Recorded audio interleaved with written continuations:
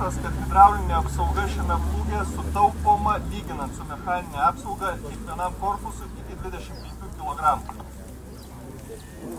Korpusų slėgį mes galime sureguliuoti iš traktoriaus kabinos nuo 600 kg iki 1300 kg slėgį kiekvienam korpusui.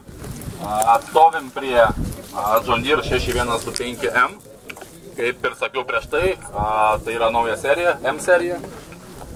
Ir kaip minėjau, kad naujoje serijoje paskutiniai 3 skaičiai reiškia arklio galias darbinės. Tai šitas traktorius turi 125 arklio galias darbinės.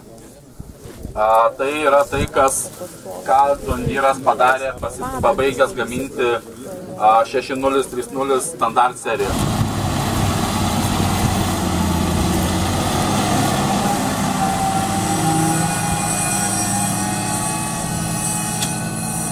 Specialiai paliekam tos tarpus, kadangi vėlgi norim grįžti prie jų, kada